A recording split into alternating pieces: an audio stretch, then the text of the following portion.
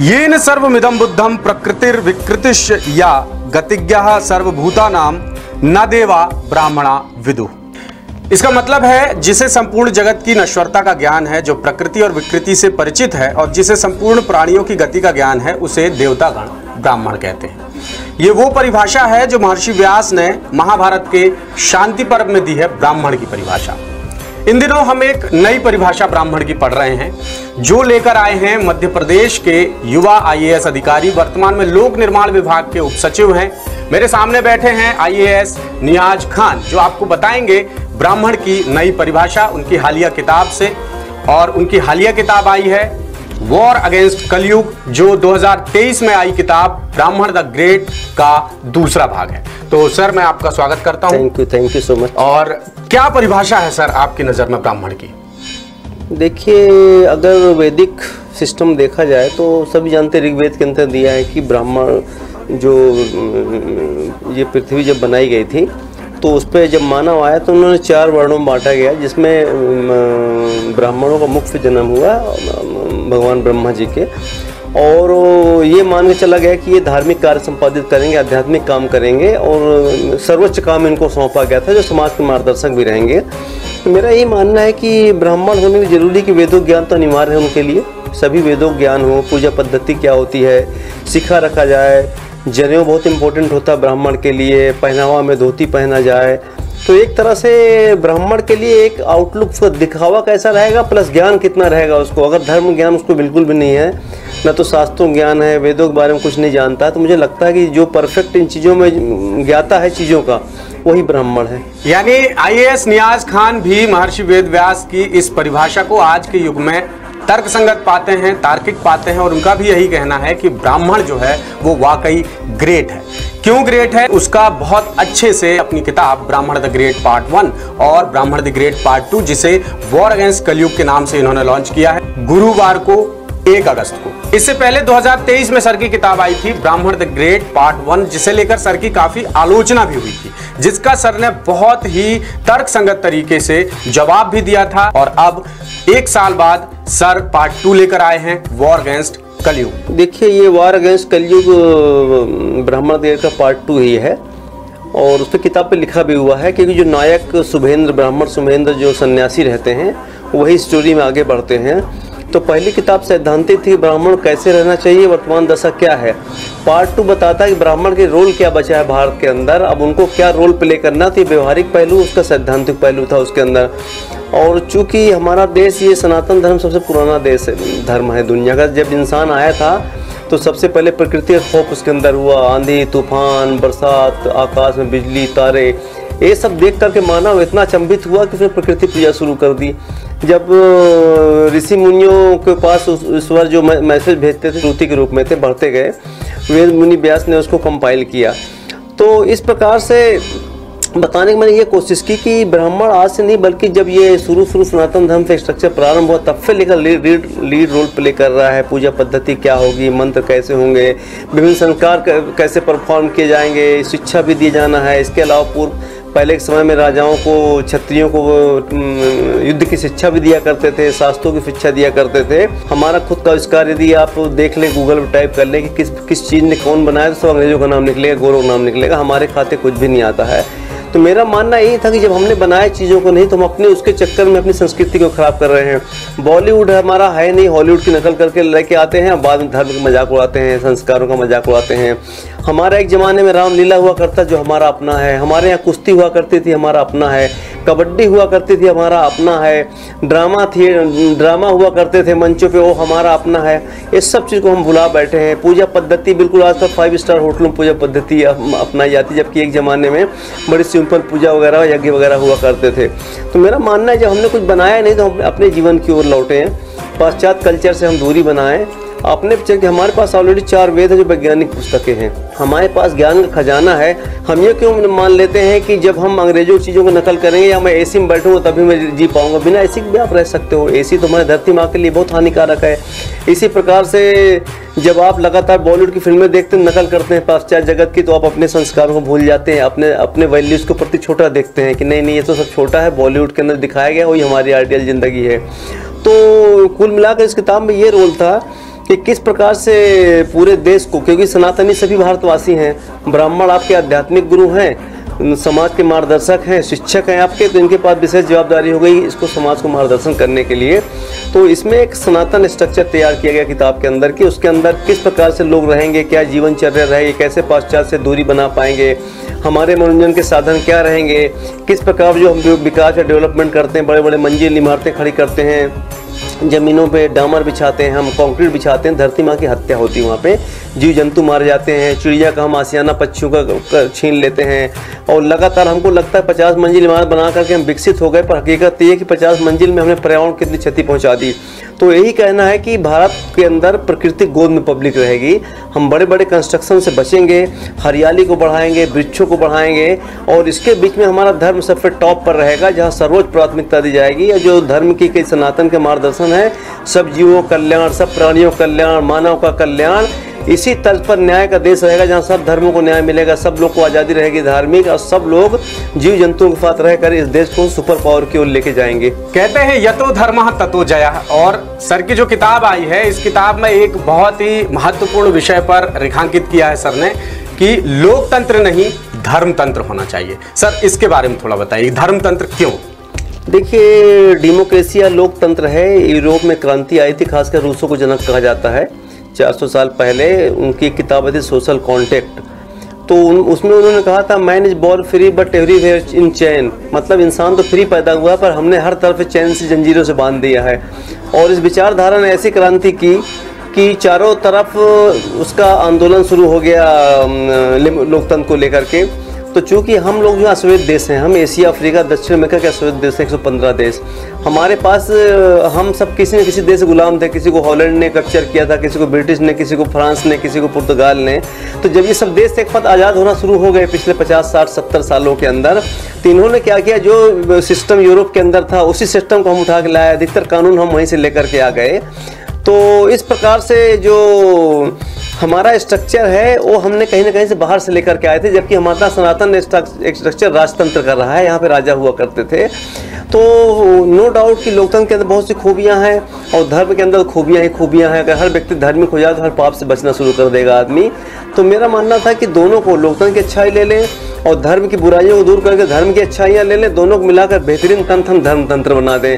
तो धर्म तंत्र एक ऐसा तंत्र होगा जहाँ आदमी को आज़ादी भी होगी, पूजा की आज़ादी होगी, रहने की आज़ादी होगी, अपने आस्था की आज़ादी होगी, और इस आज़ादी के साथ साथ कर्तव्य भी महत्वपूर्ण होगा, जहाँ हर नागरिक अपने कर्तव्य को भी निभाएगा उसी उत्साह के साथ कि वह अधिकारों की मांग नहीं करेगा। जितना जोश अधिकार को मांगने में दिखाता है उतना ही अधिकार अपना कर्तव्य को निभाने में भी जोश दिखाएगा, तो वो परफेक्ट एक राष्ट्र बनेगा जो धर्म तंत्र में पॉसिबल होगा। सामान्य तौर पर यह कहा जाता है कि आईएएस नियाज खान अपने ट्वीट्स, विवादित ट्वीट्स कहा जाता है, उनकी वजह से चर्चा में आए। लेकिन मैं अपने दर्शकों को बताना चाहूंगा कि आईएएस नियाज खान के बारे में कुछ और भी चीजें हैं जो इन्होंने वाकई ग्राउंड में की हैं एक आईएएस अधिकारी होने के नाते। मैं एक किस्सा आपको बताना चाहूंगा कि 2002 में सर ने डिप्टी कलेक्टर के रूप में ज्वाइन किया था। सर आपने ये संभवतः रायसेन के मंडीदीप की ये बात है। तो उस दौरान सर आपने आते ही नकली फैक्ट्रियों पे धावा बोलना चालू कर दिया था और आपके पीछे लोग लग गए थे और यहाँ तक कि आपको जान से मारने की धमकी भी मिली थी। सर देखिए, ये सब बहुत छोटी सी चीज़ें, ज़िंदगी बहुत लंबा सफ़र आ गया। सरकारी नौकरी रोजी रोटी होती है, पेट का एक आदमी अपने परिवार पालने नौकरी करता है। जो सेवा मैं कर रहा हूँ साहित्य की अस्थायी सेवा है, परमानेंट सेवा है, सैकड़ों साल तक की किताब याद रखी जाएगी। नौकरी मैंने क्या किया क्या नहीं किया, सरकार ने मुझे तनख्वाह दे दिया, सैलरी दे दी, मैंने काम कर दिया। तो मुझे लगता है कि हमने जो गवर्नमेंट के अंदर हमने किया या अचीवमेंट हमारे जो भी रहे हैं वो बहुत मायने नहीं रखते, क्योंकि उसके बदले सरकार हमको तनख्वाह भी देती है। इसलिए मैं खुद को गर्मियों में या बहुत बढ़ा चाहकर अपने सरकारी अचीवमेंट को दिखाऊं तो मैं नहीं मानता हूं। उसके बदले सरकार मुझे सैलरी देती है, मैं अपने कर्तव्य का बड़ी ईमानदारी से पालन करता हूं। मतलब ये घटना वाकई सही है? जी हाँ, हुई थी, एक नहीं कई घटनाएं होती जब काम करते हो आप। ये इसलिए इम्पोर्टेंट है सर क्योंकि it was first time when you appeared as an aggressive IAS officer, और मंडीदीप जैसी जगह भोपाल से लगा हुआ इंडस्ट्रियल जो क्षेत्र, नौकरी जब आप करते हैं, कार्रवाइयाँ करते हैं, it's a part of job का पार्ट है, और ये सब चीजें होती हैं जो बहुत ज्यादा फोकस करने की आवश्यकता मेरे ख्याल से नहीं है। तो देखिए सर ने कितनी सहजता से इस बात को बताया कि ये पार्ट ऑफ जॉब है, और हम उम्मीद करेंगे कि हमारे यहाँ का जो प्रशासनिक महकमा है वो भी इस चीज़ को फॉलो करते होंगे, करने वाले लोग भी हैं। पर सर ने एक बहुत अच्छा एग्जाम्पल सेट किया है। सर अभी जब बातचीत हो रही थी तो आपने कहा आस्था की आज़ादी। आस्था की आज़ादी को लेकर सर कई बार आप पर भी सवाल उठे हैं। आप बेसिकली आप लिखते हैं नियाज खान, आपका सरनेम है खान। आपने कुछ मीडिया इंटरव्यूज़ में इससे पहले कहा भी है, हमने पढ़ा भी है कि ये खान सरनेम जो है आपके पीछे भूत की तरह पड़ा हुआ है। स्वाभाविक है, जिस देश में आप माइनॉरिटी में, यही की बात नहीं, अगर कोई हिंदू बेचारा अरब में रह रहा है या दुबई के अंदर है तो उसके साथ भी भेदभाव कहीं ना कहीं होता है। अमेरिका के अंदर श्वेत लोग अश्वेतों पर भेदभाव करते हैं। ऑस्ट्रेलिया चले जाए तो हिंदुओं के साथ लगातार अपमानजनक घटनाएं होती। दुनिया का नियम है, जो बहुसंख्यक रहेगा घटनाएं होती, पर ओवरऑल मेजॉरिटी अच्छी होती है। और मुझे लगता है ये घटनाएं होती है, इसको अवॉइड करना चाहिए, क्योंकि सब कम्युनिटी पर दुनिया में ये हो रहा है। यानी बात कहने का अगर सलीका हो तो बात हर जगह सुनी जाती है। और IAS नियाज खान की किताब में आपको वही बातें मिलेंगी। बात की है ब्राह्मण की। एक और आपने महत्वपूर्ण बात की है सर इस किताब में, अखिल भारतीय सनातन संघ की आपने पैरवी की है। तो जरा इस पर प्रकाश डालिए कि क्या है अखिल भारतीय सनातन संघ और इसका क्या काम होगा आने वाले समय में। चूँकि मैं जब एक सनातन राष्ट्र की हम बात कर रहे हैं और सनातन जब एक नया सिस्टम लेकर के आओगे तो बेसिकली सनातन से मतलब एक धार्मिक पद्धति है, धार्मिक सिस्टम है कि इस धर्म के अंदर सनातन पति क्या रोल रहेगा, सनातन पति के क्या कर्तव्य रहेंगे, धर्म पर यदि मुसीबत आए तो उस समय क्या किया जाएगा, भारत के नागरिकों का क्या रोल रहेगा और सनातन धर्म को प्रमोट करने के लिए क्या किया जाएगा।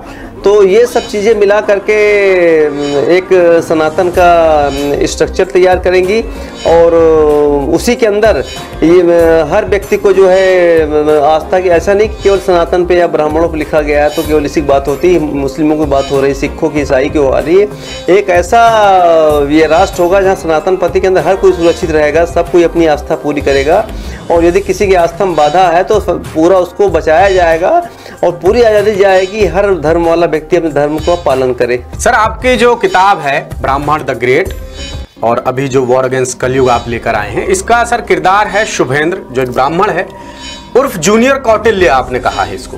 तो कौटिल्य क्या हम वही चाणक्य काल से जोड़ के हम इसको देखें या क्या कॉन्सेप्ट? किताब के मोटिवेटर चाणक्य साहब ही हैं जी। चूँकि मैंने बहुत पढ़ा है अपने, जब मैं कॉलेज के ज़माने में था एक कोर्स था चाणक्य जी पे, तो उनके कैरेक्टर्स में इतना प्रभावित था कि मुझे लगता था शायद हिंदुस्तान में विष्णुगुप्त या चाणक्य, इनसे बड़ा बुद्धिजीवी कोई दोबारा नहीं आएगा। महान ब्राह्मण थे, त्याग जिनका एक जो त्याग किया उन्होंने देश के लिए, एक मॉडल था, देश प्रेम उनका एक मॉडल था। तो मुझे लगा एक जूनियर कौटिल्य कैरेक्टर लेकर कौटिल्य नाम जोड़कर मैं उनके प्रति अपना सम्मान का भाव दूं। मैं चाहता कोई नाम रख सकता था, लेकिन यह नाम चुनने का कारण है कि मैं कौटिल्य जी के प्रति अपना धन्यवाद और उनकी प्रशंसा में यह नाम मैंने चुना है। बहुत बढ़िया। सर आप पार्लियामेंट में एक शब्द सुनते हैं सभापति, लेकिन आपकी किताब में हमने पढ़ा है सनातनपति। तो ये शब्द बड़ा अच्छा है, नया सा लग रहा है, सनातन से जोड़ के आप लेकर आए हैं और आप कह रहे हैं कि पार्लियामेंट में इस शब्द को स्थान मिलना चाहिए, जो आपने अखिल भारतीय सनातन संघ की बात की उसके माध्यम से। थोड़ा सा सर आप इसको समझाएं, सनातनपति कैसे आया आपका दिमाग में? अखिल भारतीय सनातन सेवा से मतलब जैसे हर सेवाएं, इनकम टैक्स की सेवाएं हैं, राज्य प्रशासन सेवा है, पुलिस सेवा है, ऑल इंडिया फॉरेस्ट की सर्विसेज भी हैं, IFS जिसको बोलते हैं। तो मेरा मतलब ये है कि जब हमारा एक धार्मिक राष्ट्र है और सनातन धर्म दुनिया का सबसे पुराना धर्म है, यहाँ धर्म सर्वोच्च शिखर पे बैठा हुआ है, तो क्यों ना एक ऐसी सेवा क्रिएट किया जाए कि इस सेवा के तहत और बेहतरीन ढंग से सनातन सिस्टम काम कर सके, धर्म बहुत अच्छे ढंग से काम कर सके, धर्म की बाधाओं से कैसे निपटा जाए और किस प्रकार से धर्म विरोधियों या सनातन विरोधियों से निपटा जाए, इसके लिए एक ऐसी सेवा लेकर के आए जो पूरी तरह से सनातन धर्म की रक्षा के लिए काम करेगा, उसको प्रमोट करेगा, सारी दुनिया में उसको महिमा मंडन करेगा और उसके जो बेस्ट वैल्यूज़ हैं, जो उसके इतिहास हैं, उसके अच्छे गुणों को कैसे हम इसको प्रचार करें और कैसे हर सनातनी को हम स्ट्रॉन्ग रूप से तैयार करें, ये सारा काम एक पर्टिकुलर सेवा करेगी, वो होगी अखिल भारतीय सनातन सेवा। सर आप अपनी किताबों में, इससे पहले जो आप किताब लेके आए और अभी जो लेके आए, आपने धर्म की बहुत बात की, धर्म की बहुत पैरवी की है आपने। लेकिन सर कहा जाता है कलयुग जो है वो कर्म प्रधान विश्व रचि राखा। तो सर कहीं ना कहीं थोड़ा सा कंट्राडिक्ट नहीं हो रहा कि आपकी बात जो है ब्राह्मण द ग्रेट एक धर्म की तरफ ले जा रही है? जो मैसेज हम देना चाह रहे हैं वो क्लियर है कि हम सनातन की बात कर रहे हैं, लेकिन कहीं ना कहीं जो हमारी पुरानी बातें हैं, धर्म शास्त्र हैं, श्लोक हैं, वेद पुराण हैं, उनमें भी कई जो बातें हैं वही मैं आपसे कह रहा हूं कि कर्म प्रधान विश्व रचि राखा। आप कर्म से धर्म पर आ गए, तो ये कैसे? देखिए, जब हमने धर्म छोड़ करके कर्म पे आ गए तो आज तो देखिए भौतिकवाद, देखिए हर व्यक्ति चाहता मैं संघर्ष करके धन अर्जन करूं, बड़ी बड़ी बिल्डिंगें लूं, कई कई कारें लूं, कई कई ऐसी मेरे घर में रखें। उसका परिणाम क्या हुआ? धरती आज विनाश के कगार पहुंच गई है। वैज्ञानिकों ने घोषणा कर दी है कि भौतिकवाद हमने नहीं छोड़ा तो हमारा 6वें टाइम में पृथ्वी नष्ट होगी, जहाँ मानव जाति समाप्त हो जाएगी। आपका चाहे हवाई जहाज हो, मोटर, आपकी जितने व्हीकल सड़क पे चलते हैं डीजल का उपयोग करते हैं, थर्मल पावर जो कोयला आप जलाते हैं, जो आप एसी चलाते हैं, ये जितने भी साधन आप उपयोग कर रहे हैं, इन सब पे पोल्यूशन धरती पे होता है। धरती का टेम्परेचर बढ़ रहा है, ग्रीन हाउस गैसेस की मात्रा बढ़ रही है, CFC गैसेस की मात्रा बढ़ रही है। अगर हम धर्म पर चले होते त्याग का भाव रहता, त्याग का भाव रहता भौतिकवाद की ओर हम नहीं जाते, और भौतिकवाद की ओर नहीं जाते तो धरती आज विनाश के कगार पर नहीं पहुंचती। आज हमने कर्म पर जाकर कर्म के माध्यम से हम धर्म को छोड़ा, धर्म को सेकेंडरी कर लिया, एक औपचारिकता बना दिया। हमके खास त्योहारों फला हम कर लेंगे, शादी ब्याह फला कर लेंगे, करके सब भूल भाल जाते हैं। तो केवल धर्म हमारे लिए एक माध्यम हो गया है। समाज के अंदर एक जैसे फेस्टिवल मनाते हैं हम, उस तरह कार्यक्रम आगे बढ़ जाते हैं, क्योंकि जबकि धर्म जीवन में 24 घंटा हमारे मस्तिष्क में होना चाहिए, दिलों में होना चाहिए। उसका दूरी का परिणाम है कि हम विनाश के रास्ते पर आज होकर के खड़े हो गए हैं। यानी आपके लिए धर्म जो है एक सभ्यता है, जीवन जीने का एक बहुत अच्छा तरीका है। कर्म अलग चीज है, कर्म तो हर मनुष्य को करना ही है, लेकिन धर्म को साथ लेके कर्म करना चाहिए, ये IAS नियाज खान का कहना है। सर, बॉलीवुड पे आपने बहुत ज्यादा बात की है। बॉलीवुड को आपने बताया है कि सनातन का अगर कोई सबसे बड़ा दुश्मन है तो वो है बॉलीवुड, क्योंकि बॉलीवुड इस तरह की चीजें चित्रित करता है। और सिनेमा कहते हैं कि समाज का आईना होता है, जो सिनेमा में चीजें आती हैं उससे समाज में एक नजरिया समाज का बनता है, समाज उसी के आधार पे काम करता है। सर, किस आधार पे आप कहते हैं कि कुछ आप एग्जाम्पल? बड़ा अच्छा मैं आपको बताता हूँ बॉलीवुड का। बेसिकली जब हमारा देश आज़ाद हुआ, जब पुराने आप देखेंगे 40 साल 45 साल 50 साल पुरानी फिल्में, तो बड़ी उसमें धर्म आस्था, हमारी परंपराएं, जॉइंट फैमिली सिस्टम, हमारा सामाजिक स्ट्रक्चर सब कुछ दिखाया जाता था। बड़ी अच्छी फिल्में बना करते थे। लेकिन जब हॉलीवुड आ गया है तो हॉलीवुड के आते आते 25-30 सालों में इतनी गंदगी आ गई कि अब आधा कपड़ा या अर्धनग्न कपड़े पहनने में लोग कहते हैं ये फैशन है, हम विकसित लोग कहला रहे हैं। तो भाई हमारा भारत में भी हॉलीवुड घिस गया, जहाँ के सारे फिल्मी कलाकार जाते शूटिंग बाहर करते हैं, उनकी नकल करते हैं, उनके कपड़े पहनते हैं। और यहाँ तो छोड़ो, भारत छोड़ के शूटिंग बाहर करते हैं। ऐसा लगता है कि बाहर शूटिंग करने से सबके सब अंग्रेज बन जाएंगे, जबकि सबके सब वो श्वेत ही हैं, भारत के लोग ही हैं। लेकिन सबसे बड़ा जो दुर्भाग्य, जो नंगी फिल्में बनाकर अर्धनग्न फिल्में बनाई, हमारे धर्म पर सीधा उसका आघात हुआ। और अब लोग धर्म का मजाक उड़ाने लगे। बड़े बड़े सुपरस्टार ने चोटी का मजाक बनाया, पुजारी का मजाक बनाया। बहुत सी फिल्में भी रिसेंटली आई 5-7 सालों के अंदर, जिसके अंदर दिखाया गया कि जो पुजारी होता है मंदिर का या धार्मिक गुरु के शोषण करता है, कि गलत काम करता है, कि ऐसा नहीं है। एक गरीब पुजारी गांव में जाकर के देखिए आप कि बेचारा पूरी जी जान से लेकर जिंदगी भर सेवा धर्म की करता है। तो कहीं ना कहीं बॉलीवुड ने धर्म को क्षति पहुंचाई, पूरा सभ्यता नष्ट कर दिया। आज अपने परिवार के साथ बैठे कोई फिल्म देख नहीं सकते। OTT फिल्म प्लेटफॉर्म पे नंगी फिल्में परोसी जा रही पूरी तरह से। अगर या तो हम अपने धर्म को बचा लें, या सनातन को आप बचा लें, या बॉलीवुड को आप यहाँ से किक आउट कर दें, उनको हटाएं और आप मनोरंजन के दूसरे साधन डेवलप करें। अगर हम ये चलाते रहेंगे तो हमारी नई पीढ़ी बर्बाद होती रहेगी। एक दिन ऐसा आ जाएगा कि सारे धर्म से दूर हो जाएंगे, फिर केवल सनातन सब किताबों में बचेगा, प्रैक्टिकल कहीं नहीं मिलेगा। इसलिए मेरा मानना है कि बॉलीवुड जो है हॉलीवुड की नकल करता है, या उसकी परछाई ही है बॉलीवुड हॉलीवुड की। हॉलीवुड के अंदर जितना नंगा लोग रहते हैं उसको मॉडर्नाइजेशन कहते हैं।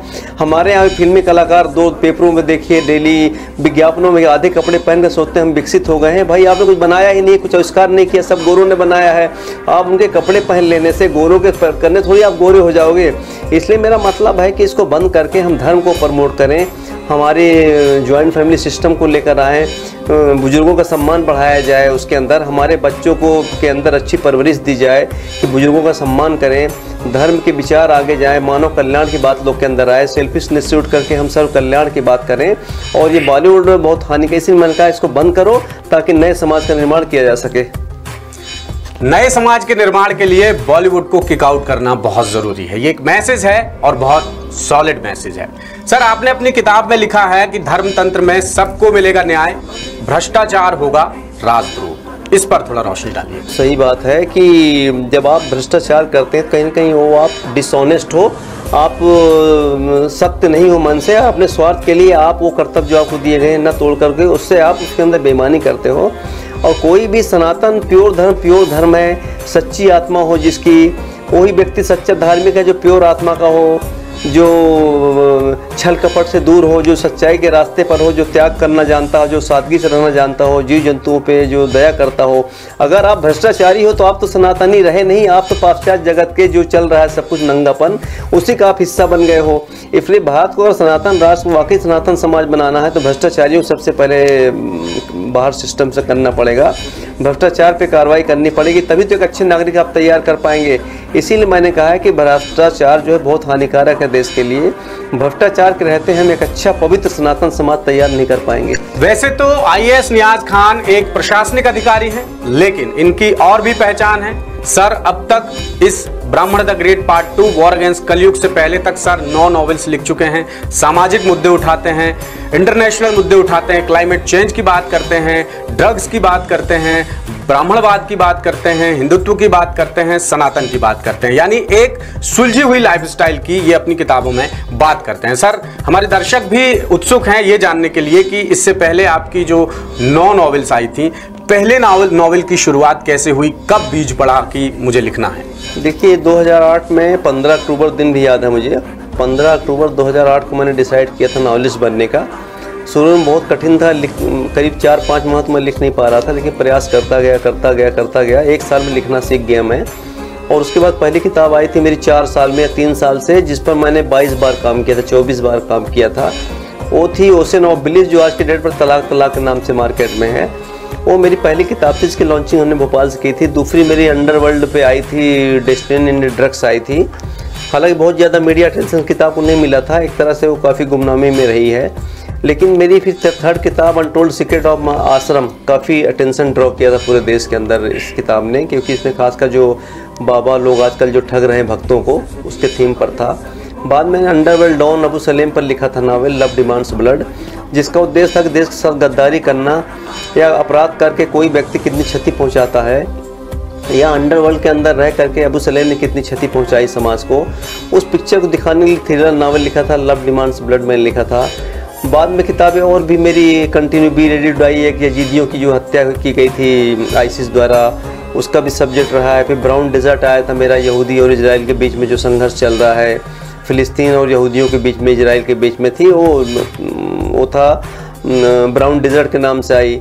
और ये जो अभी किताब मेरी आई है, ये पार्ट 2 एक्चुअली 2 हिस्से में बटी हुई है, ये वॉर अगेंस्ट कलयुग। तो इस प्रकार से सिलसिला चालू हो गया। तो लगभग 1.5 से 2 साल में किताब कंटिन्यूसली मेरी आ रही है विगत 12-14 सालों में। यानी कह सकते हैं कि सर अक्षय कुमार हैं, हर साल एक दो नॉवल लाते रहते हैं। अक्षय कुमार हर साल 1-2 फिल्में लाते रहते हैं। और सर की किताबों में मसाला नहीं होता, ये ज़रूर है। अक्षय कुमार की फिल्मों में मसाला होता है, सर की किताबों में मसाला नहीं होता। जानकारी होती है, तथ्यपरक चीज़ें होती हैं, शोध होता है, और सबसे बड़ी बात एक बहुत सॉलिड सोशल मैसेज होता है। वही एक सोशल मैसेज सर ने अपनी किताबों में देने की कोशिश की है। नॉवेल्स अभी तक लिखे हैं, सब में सोशल मैसेज है। सोसाइटी से कनेक्ट करते हैं, भ्रष्टाचार की बात करते हैं, जबकि एक प्रशासनिक अधिकारी के लिए इस तरह से खुल के बोल पाना बहुत कठिन होता है। तो सर का कहना यह है कि भाई जॉब अपनी जगह है, जॉब करना है, सरकार की सेवा है, लेकिन निजी तौर पर भी हम अगर कुछ विचार हैं हमारे मन में तो इन विचारों को निकाल देना चाहिए। किताब को ये माध्यम बनाते हैं। और इसी के साथ सर युवा पीढ़ी भी आपको देखेगी और जानना चाहेगी सर कि अगर उनको किताब लिखना है, क्या पढ़ें, कैसा पढ़ें, कुछ अगर आप किताबों के नाम बता सकें जिनसे वो साहित्य लेखन सीख सकें। देखिए किताबों का तो बहुत समंदर है एक तरह से पूरे दुनिया में। अब देखना पड़ेगा कि आप क्या पद्य पसंद करते हैं, या गद्य या पोएम में आपकी रुचि है, आप थ्रिलर नावल पढ़ना चाहते हैं या सोशल नावल पढ़ना चाहते हैं, हिस्टोरिकल नावल पढ़ना चाहते हैं या फिक्शन, जिस चीज़ में रुचि है अगर लिखना चाहते हैं तो शुरू में कठिन लगेगा, पर यदि आपके अंदर एक जलती हुई आग है तो ऑथर कोई बन सकता है। पर बड़ा कठिन रास्ता होता है, बहुत उसके अंदर प्रयास और बड़ा आत्मविश्वास की आवश्यकता होती है, तब जाकर के किताब आती है एक। तो अगर कोई बनना चाहता है बिल्कुल बन सकता है, बशर्ते पढ़ना बहुत पड़ेगा उसको, पूरे दुनिया भर का साहित्य पढ़ना पड़ेगा, वैरायटी ऑफ साहित्य पढ़ना पड़ेगा, तो हर कोई राइटर इसमें बन सकता है। कि बेसिकली मैं तो यूरोपियन राइटर को ही पढ़ा है, खासकर भारत में अरुंधति राय को मैंने पढ़ा है, बहुत अच्छी किताब थी, गॉड ऑफ स्मॉल थिंग। इसके बाद था व्हाइट टाइगर आई थी अरविंद अडिगा की, जिसको बुकर प्राइज़ मिला था, वो बुक मैंने पढ़ी है। पुराने में जो कुली लिखी थी आनंद जी ने, वो किताब मैंने पढ़ी। लेकिन अधिकतर मैंने सलमान रश्दी के करीब 5 नावल पढ़े मैंने, डैन ब्राउन के पूरे नावल पढ़े हैं, जेफरी आर्चर जी हैं, और सिडनी सिल्डन है। इस तरह करके करीब मैं अभी तक तो 100 या 150 नावल टोटल मैं पढ़ चुका हूँ और पढ़ना बंद नहीं हुआ है। मेरे तकिए के नीचे किताब हमेशा पढ़ी रहती है, क्योंकि यदि पढ़ना बंद कर देंगे तो लिखना भी भूल जाएंगे। और यही कारण है कि पढ़ते रहना जरूरी है। राइटर बनना चाहते हैं तो बहुत पढ़ना पड़ेगा, आपको विस्तृत पढ़ना पड़ेगा, बिना पढ़े नॉवलिस्ट आप नहीं हो सकते। यही बात हमारे पत्रकारिता में भी लागू होती है। हमारे पत्रकारिता के जो गुरु हमारे वो ये कहते थे सर कि जो जितना अच्छा पढ़ेगा वो उतना अच्छा लिखेगा। अच्छा पढ़ने के लिए आपको काफ़ी मेहनत करनी पड़ेगी, काफ़ी ढूंढना पड़ेगा। जैसा सर ने भी अभी कहा कि पढ़ने के लिए आपको कोई आप दायरा मत बनाइए, आप पूरे विश्व भर के जो राइटर्स हैं, अच्छे राइटर्स हैं, उनको आप पढ़िए। सर ने कुछ राइटर्स के नाम भी लिए। तो लिखना बहुत कठिन काम है, क्योंकि इससे पहले का जो स्टेप है वो है पढ़ना, और क्या पढ़ना है ये आपकी चॉइस होती है। क्योंकि आप एक प्रशासनिक अधिकारी हैं। प्रशासनिक अधिकारी सरकार और जनता के बीच एक सेतु का काम करते हैं, एक पुल का काम करते हैं। सरकार जो भी योजनाएं लाती है जनता तक, आखिरी अंत्योदय तक वो योजना पहुंच सके, उसका लाभ पहुंच सके, ये प्रशासनिक अधिकारी का काम होता है। लेकिन सर ये सिर्फ कहने की बातें होती हैं। हम भी मीडिया में हैं, हम देखते रहते हैं, बहुत तरह की चीज़ें सामने आती हैं, जिसपे आपने अपनी किताब में बहुत मजबूती के साथ जोर दिया है। भ्रष्टाचार मध्य प्रदेश में सर भ्रष्टाचार व्याप्त है, कई जगह से खबरें आ रही हैं, विधानसभा में भी मामला उठ चुका है। देखिए, करप्शन एक यूनिवर्सल फिनोमेना है, खासकर एशिया, अफ्रीका, दक्षिण अमेरिका, ये 3 देश मैंने अध्ययन भी किया था। 115 देश हैं। और आप देखते हो जब ट्रांसपेरेंसी इंटरनेशनल रिपोर्ट आता है भ्रष्टाचार का, जो हर साल जारी करता है, तो आप देखेंगे सारे देश इसी के टॉप पैमाने पे। तो जो हमारी सोसाइटी जिस तरह से हम हैं, ऐसी हम अकेले नहीं हैं। करीब 115 देश हैं एशिया, अफ्रीका, दक्षिण अमेरिका में, जहां इसका पैमाना करप्शन का बहुत ऊपर है। ये तो ये है कि अगर आप धर्म की ओर लौटते हो, अध्यात्म की ओर लौटते हो, सनातन की ओर लौटते हो, कर्तव्यों की ओर आते हो, महापुरुषों की जीवनी आप पढ़ते हो, तो निश्चित रूप से आप अच्छे इंसान बनेंगे, करप्शन नहीं करेंगे। पर यदि अंग्रेजों की नकल करेंगे, पाश्चात्य कल्चर को देखेंगे, भौतिकवाद की ओर दौड़ेंगे, तो आप किसी भी स्थिति में ईमानदारी नहीं चल पाओगे। और यही कारण है कि करप्शन जो है एक ग्रीड या लालच का आधार होता है। अगर अच्छा व्यक्तित्व बनाया जाए तो इंसान अपने आप करप्शन से दूर होगा। तो हो सकता है बॉडी अपने शरीर को, व्यक्तित्व को ढालने बनाने के जो किसी चीज़ के अध्ययन से, गुरुओं के मार्गदर्शन से और धार्मिक पुस्तकों के अध्ययन से ही आप अच्छा व्यक्तित्व बना सकते हैं। अभी सर का एक ट्वीट वायरल हुआ था काफी। सर ने कहा था कि विश्व में बढ़ती मुस्लिम आबादी चिंता का बड़ा सबब है। सर क्या आधार है, आपने जो ये बात कही थी, किस तरह से देखते हैं आप इसे? नहीं है, बिल्कुल है। मैं तो पढ़ता लिखता हूँ, बताया ना, पूरे वर्ल्ड का पढ़ता हूँ मैं। करीब इस समय वर्ल्ड में भी किस ईसाई नंबर 1 पर है। बहुत जल्दी मुस्लिम्स क्रॉस कर जाएंगे। 2 अरब तो 2 अरब से ज़्यादा वो है, 2 अरब पहुँचने वाले मुस्लिम्स हैं। और ख़ासकर जो अफ्रीका के सारे मुस्लिम्स देश हैं जहाँ पे जिहालत है, एजुकेशन नहीं है, मौलवी मौलाना मदरसों के चक्कर फंसे हुए पब्लिक वहाँ की, वही हाल बांग्लादेश में, पाकिस्तान में भी ले लीजिए, हमारे यहाँ भी खासकर स्लम एरिया के अंदर ले लें, या जहाँ गरीबी बहुत ज़्यादा है। तो ऐसे माहौल के अंदर जब पूरी तरह कट्टर धार्मिक हो जाते हैं आप, तो ये मानते हैं कि जो भी पॉपुलेशन बढ़ रहा है तो ऊपर वाला हमको दे रहा है, और इसी कॉन्सेप्ट कांट फोड़ते जो ऊपर वाला दे रहा है तो हमको लेना चाहिए और पालेगा ऊपर वाला। तो इस विचारधारा तब बदलेगी जब आप वैज्ञानिक सोच लेकर के आएंगे और मदरसे में विज्ञान की शिक्षा भी पढ़ाई जाएगी। तो उसी मैंने कहा था, अगर हम विज्ञान पढ़ाना शुरू कर दें तो सोच बदलेगी, जब सोच बदलेगी तो पॉपुलेशन भी कम होगा। और उसका उद्देश्य ये था, किसी की आलोचना नहीं की गई थी, कहा यह गया था कि ये आबादी खतरनाक हो गई, इतनी बढ़ती हुई, इसको कंट्रोल किया जाए। इसीलिए मदरसा के माध्यम से, मदरसा के साथ साथ विज्ञान का एजुकेशन दिया जाए, ताकि कम आबादी दुनिया में रहेगी तो बेहतर दुनिया रहेगी। ये थे हमारे साथ IAS नियाज खान, वर्तमान में लोक निर्माण विभाग में उप सचिव के पद पर पदस्थ हैं मध्य प्रदेश में, और इससे पहले 9 नॉवल लिख चुके हैं। 10वां नॉवल लेकर सर हमारे सामने हैं, जिसका नाम है वॉर अगेंस्ट कलयुग, ब्राह्मण द ग्रेट का दूसरा भाग है। ये किताब आपको Amazon और फ्लिपकार्ट में पढ़ने मिल जाएगी, तो आप जरूर पढ़िए। ऑनलाइन ये किताब अवेलेबल है। और हम एक बार फिर IAS नियाज खान के साहस, जज्बे और जो नजरिया है उसको हम सलाम करते हैं, क्योंकि जिस दौर में लोग डिजिटल मीडिया में हैं, डिजिटल मीडिया का ही लोग ज़्यादातर उपयोग कर रहे हैं, वहाँ सर किताब लेकर आ रहे हैं, एक अच्छा साहित्य लेकर आ रहे हैं। ज़रूर पढ़िए। मैं रामकृष्ण गौतम दास सूत्र के खास कार्यक्रम साहित्य सूत्र से अब लेता हूँ विदा। अगली बार फिर किसी खास मेहमान के साथ करूँगा मुलाकात। तब तक के लिए दीजिए इजाज़त। नमस्कार।